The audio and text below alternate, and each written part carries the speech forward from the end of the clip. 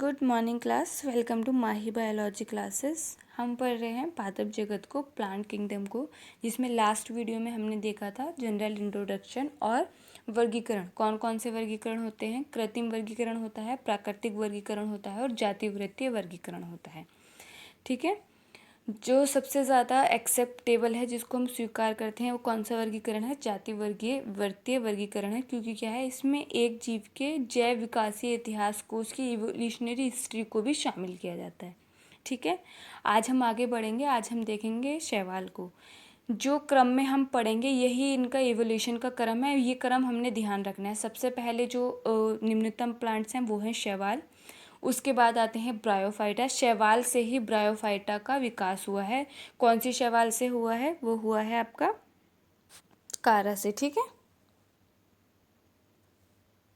Bryophyta के बाद आते हैं टेरिडोफाइट। सबसे पहले संवहन ऊतक वहाँ पाए गए थे। संवहन ऊतक के होते हैं जाइलम और फ्लोएम।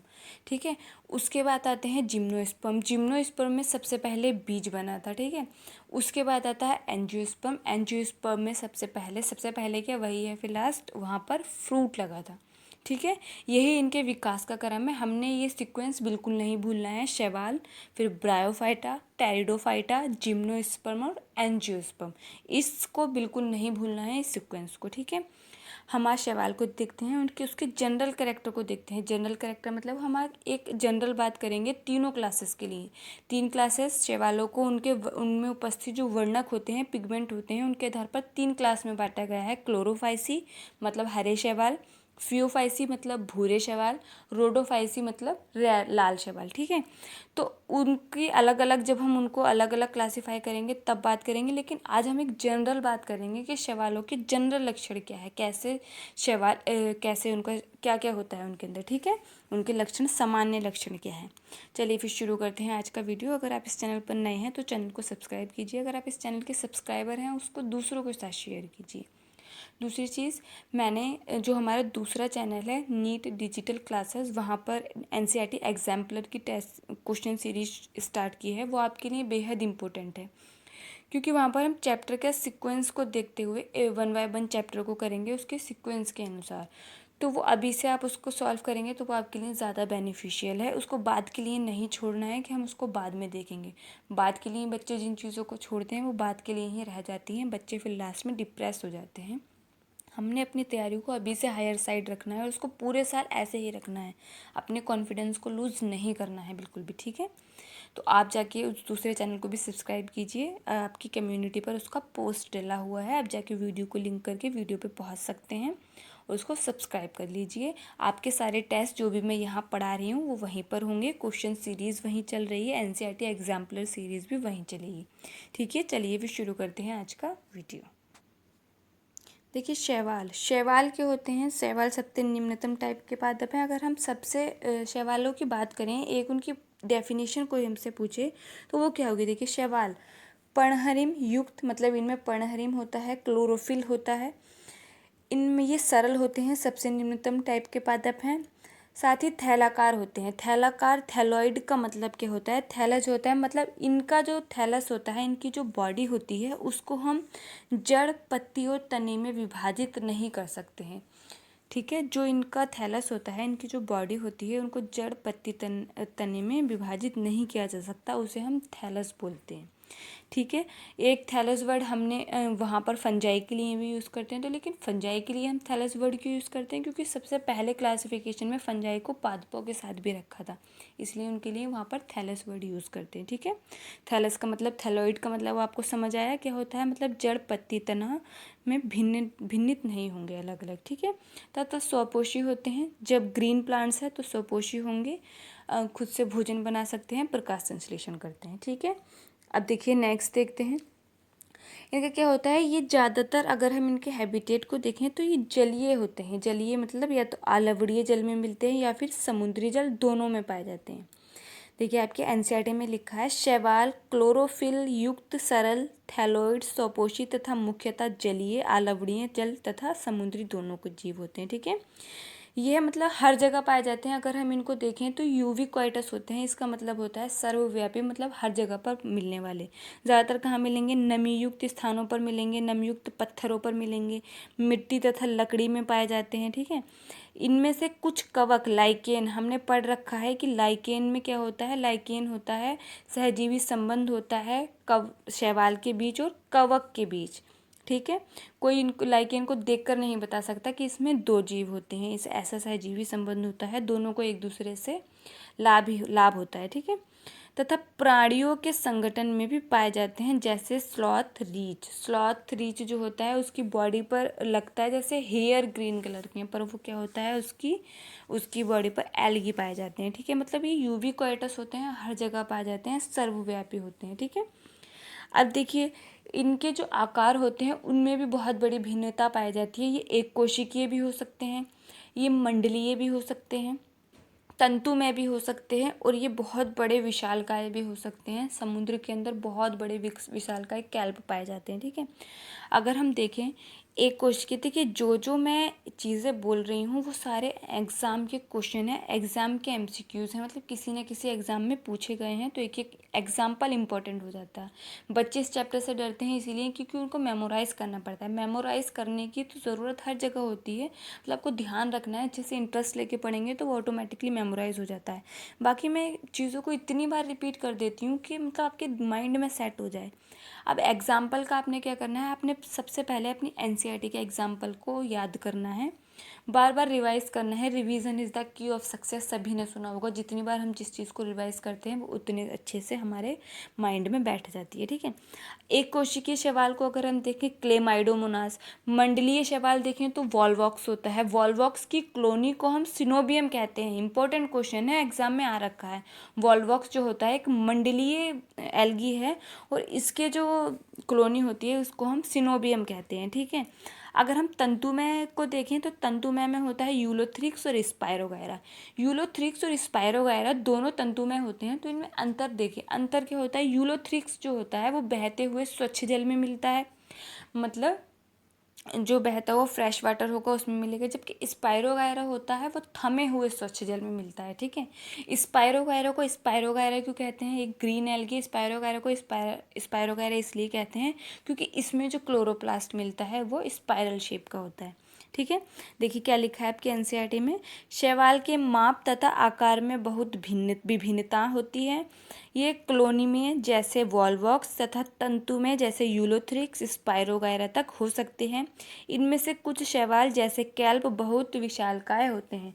कुछ शैवाल बहुत विशालकाय होते हैं, जैसे समुद्र में देखने मिलते हैं, बहुत बड़े बड़े साइज के, कई सौ किलोमीटर लंबे तक होते हैं, ठीक है।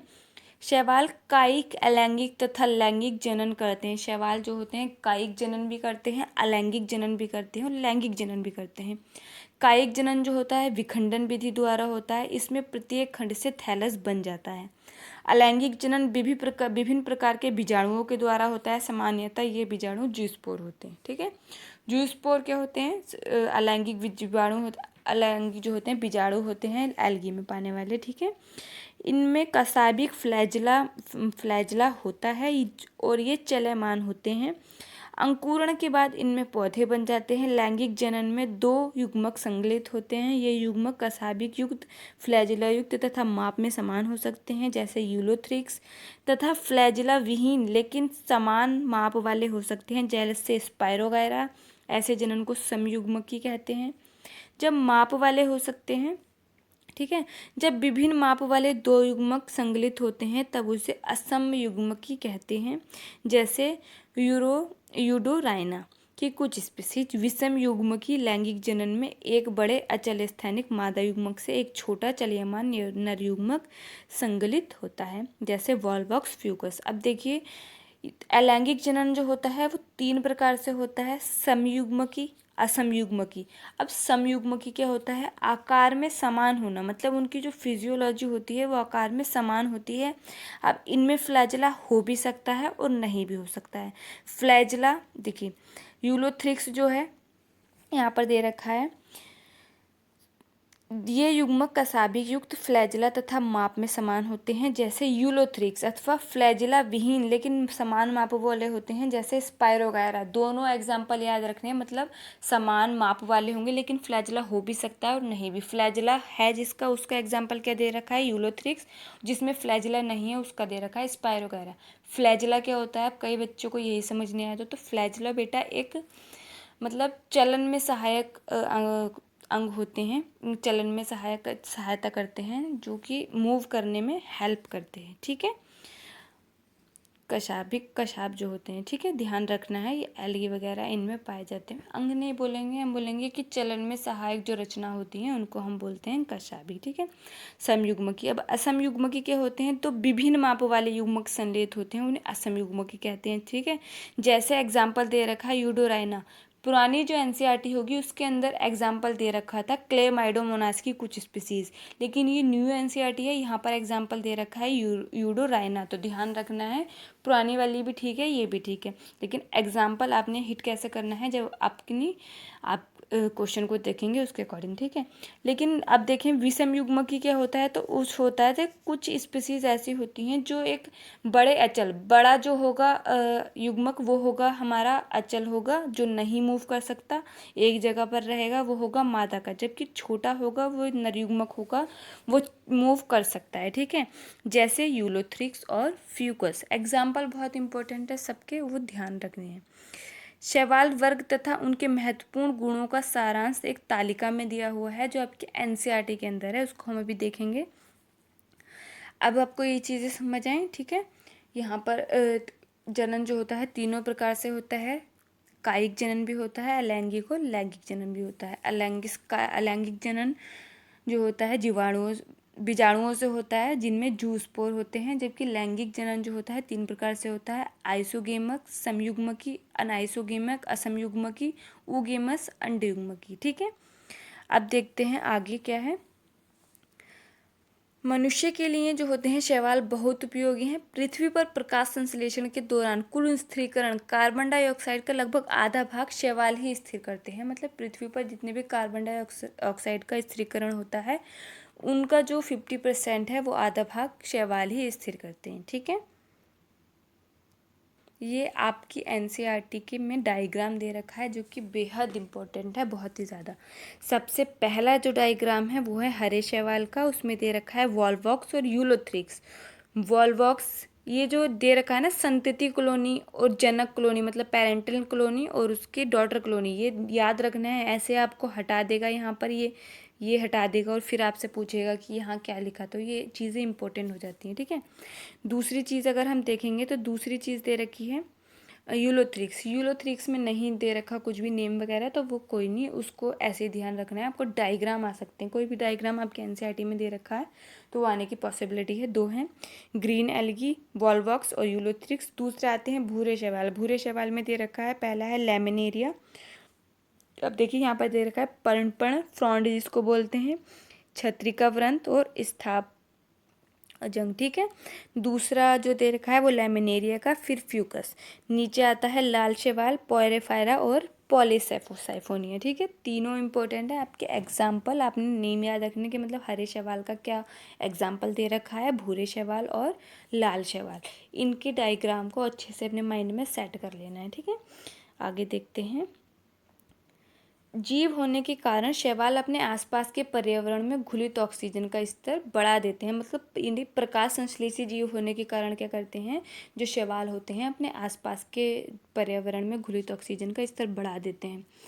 हमने देखा, मैंने आपको बताया कि जो नीले हरे शैवाल हैं उन्होंने सबसे पहले क्या किया था, ऑक्सीजन को रिलीज़ किया था। जो आज का वातावरण है वो ऑक्सीजनिक है, उसको बनाने में सबसे बड़ा सहयोग जो रहा है वो किसका रहा है, नील हरी शैवाल का रहा है। लेकिन जिसको हम अब एल्गी में नहीं रखते, उनको कहाँ रखा, उनको हमने देखा कि वो क्या है, प्रोकैरियोटिक, सारा उनका जो ऑर्गेनाइजेशन होता है वो प्रोकैरियोटिक होता है, तो उनको साइनोबैक्टीरिया कहते हैं हम टेक्निकली, और उनको कहाँ रखते हैं, प्रोकैरियोट्स में रखते हैं। लेकिन ध्यान रखना है, जो सबसे पहले ऑक्सीजनिक फोटोसिंथेसिस किया था उन्होंने ही किया था। ठीक है, अब देखिए, ये ऊर्जा के प्राथमिक उत्पादक होने के कारण बहुत महत्वपूर्ण है, क्योंकि ये जलीय प्राणियों के खाद्य चक्रों का आधार है। पोरफायरा, लैमिनेरिया तथा सारगासम की बहुत सी स्पीसीज जो समुद्र की 70 स्पीसीज प्रजातियों में से हैं, भोजन के रूप में उपयोग की जाती हैं। ये जो हमारे एल्गी होते हैं जो समुद्र में होते हैं, ये हमने देखा कि समुद्र जल में पाए जाते हैं, लवणीय जल में पाए जाते हैं, जलीय होते हैं। तो समुद्र में जो जलीय जीव होते हैं उनके भोजन का बहुत बड़ा स्रोत है। ठीक है। कुछ समुद्री शैवाल भूरे तथा लाल शैवाल बहुत ही अधिक कैरागीन, लाल शैवाल से उत्पन्न होता है कैरागीन। ये हम जब आगे पढ़ेंगे क्लासेस को तब अच्छे से देखेंगे। ठीक है। जिनका व्यावसायिक उपयोग होता है। जेलेडियम तथा ग्लैसिलेरिया से एगार प्राप्त होता है, जिसका उपयोग सूक्ष्म जीवों के संवर्धन में तथा आइसक्रीम और जेली बनाने में किया जाता है। ठीक है।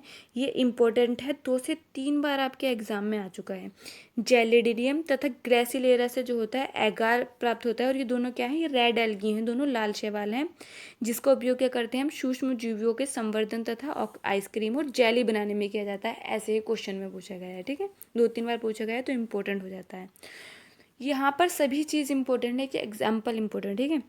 दूसरा देखिए, ये भी क्वेश्चन के फॉर्म में ऐसे ही पूछा गया है। क्लोरेला तथा स्पाइरुलिना जो होते हैं एक कोशिक शैवाल होते हैं, इनमें प्रोटीन की प्रचुर मात्रा होती है।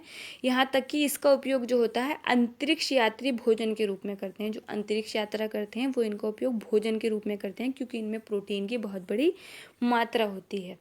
शैवाल 3 भागों में विभक्त किया जाता है, क्लोरोफाइसी, फियोफाइसी और रोडोफाइसी।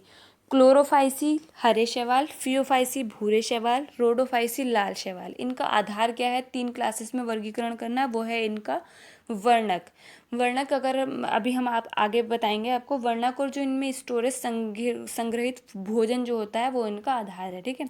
वर्णक अगर हम देखें तो मैं आपको बताऊं, क्लोरोफिल ए जो है वो तीनों ही क्लासेस में पाया जाता है, जबकि क्लोरोफिल बी केवल क्लोरोफाइसी में पाया जाता है, क्लोरोफिल सी केवल फियोफाइसी में पाया जाता है, क्लोरोफिल डी केवल रोडोफाइसी में पाया जाता है।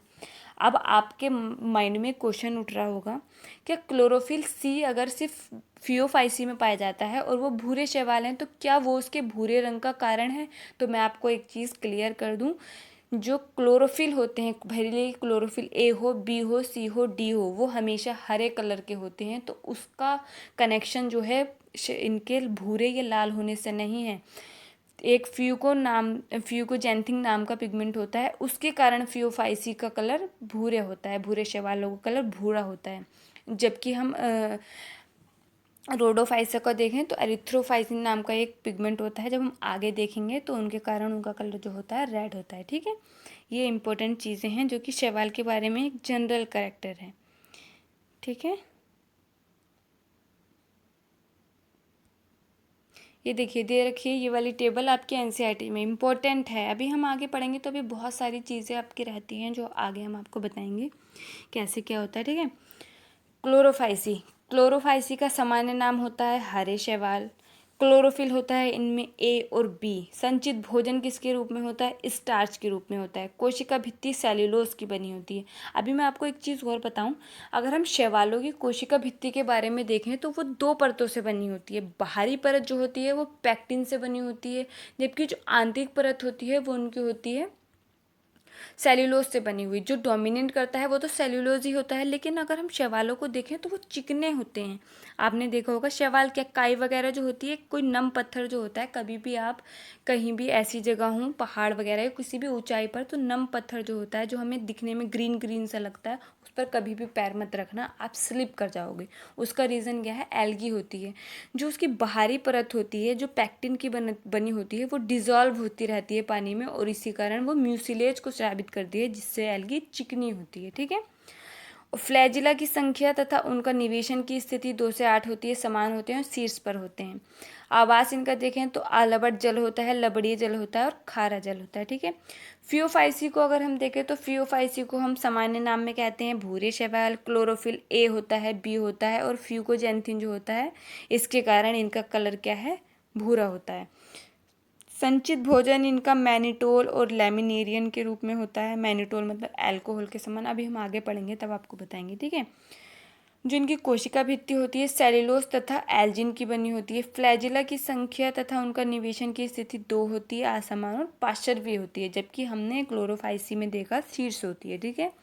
आवास होता है आलवड़ जल, बहुत कम खारा जल, लवणीय जल। रोडोफाइसी सामान्य नाम इनका लाल शैवाल होता है। क्लोरोफिल ए, डी और फाइको एरिथ्रिन होता है, जिसके कारण इनका जो रेड कलर होता है। ठीक है। संचित भोजन होता है फ्लोरिडियन स्टार्च के रूप में। कोशिका भित्ति सेल्यूलोज की बनी होती है। फ्लैजिला अनुपस्थित होते हैं। आवास आलवड़ जल होते हैं। अब देखिए यहाँ पर एक बात हो रही है संचित भोजन की। तो संचित भोजन, एक चीज़ मैं आपको बताऊँ, ये होता है पायरेनॉइड।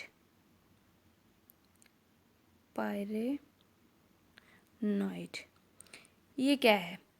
ये केवल और केवल एल्गी में पाया जाता है, शैवालों में पाया जाता है। अब देखिए शैवाल में कोई अलग से फूड तो लगता नहीं है कि वो अपने भोजन को उसमें संचित कर ले, भोजन को संचित कर ले फ्रूट के रूप में, लेकिन उसमें कुछ ऐसा फ्रूट जैसा तो लगता नहीं है। तो पायरोनॉइड क्या होते हैं? ये केवल और केवल, एक चीज़ याद रखना, ये करेक्टरिस्टिक है सिर्फ शैवालों में पाया जाता है। इसमें क्या होता है? प्रोटीन का कोर होता है, ऐसे सेंटर में बीच में बना ये प्रोटीन का कोर है। ठीक है। इसके चारों ओर स्टार्च अपने आप को इकट्ठा कर लेता है।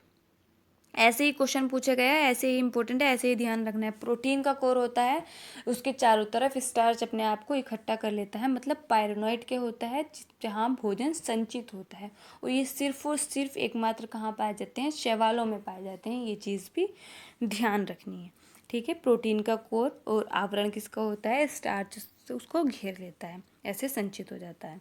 तो ये तो हमारे जनरल करेक्टर हुए कि हम जनरली क्या देखते हैं। अब हम जब आगे पढ़ेंगे तो उसको स्पेसिफाई करेंगे क्लास के हिसाब से। ठीक है। चलिए फिर मिलते हैं हमारे नेक्स्ट वीडियो में, तब तक के लिए पढ़ते रहिए। Thank you.